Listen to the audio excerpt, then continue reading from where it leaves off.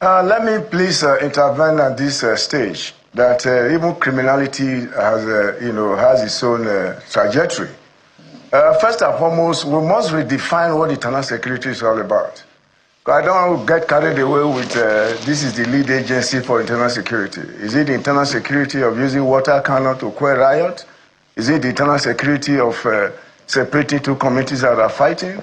What we have before us now is just a very, very dangerous issue of insecurity in all facets. So we need to redefine what internal security is all about so that we know what agency is actually the lead agency in countering this insecurity we're talking about. Now, are you going to confront these bandits with this kind of system that we have now, with water cannons and all those stuff? See, we must know that in a country that wants to progress, you must also revise your laws to fit in the complex emergencies that are all facing us. The police system of those days is not the policing system of now.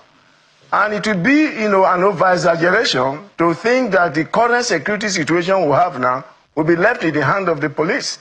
That is where I pity the military, for them to be dragging when they are not the lead agency to combat all these things, without the corresponding amendment of the state laws. General, just one give them opportunity. One quick question. My sincere apologies. Just one quick question. And you are spot on to say that when you say that there are the issues that are already prevailing, banditry, insurgency, they are not really maybe as you said, and I think the gentlemen here have agreed. The capacity of the police may not have been built up to that in terms of training and all of that.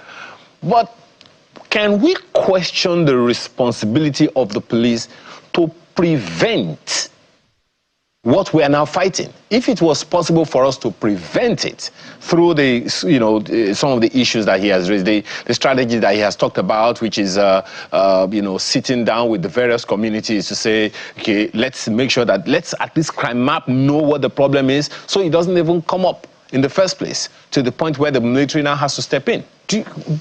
How about that prevention ambit, General? Thank you very much. This reminds me of one of the greatest police officers I ever knew. That is Solomon Arase of blessed memory.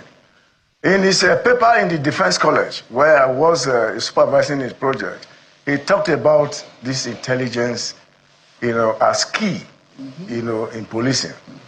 And without adequate intelligence, you cannot prevent crime, So that is why the police must at this time go back to the drawing board, to repackage their intelligence system. They have FCID. They need to be trained. They need to be well equipped to be able to do that job, because prevention, they say, is better than cure in local parlance.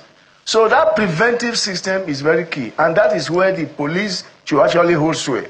Because if you don't prevent these crimes and they get to the crescendo they are, definitely it's above their capacity and the region they are supposed to operate.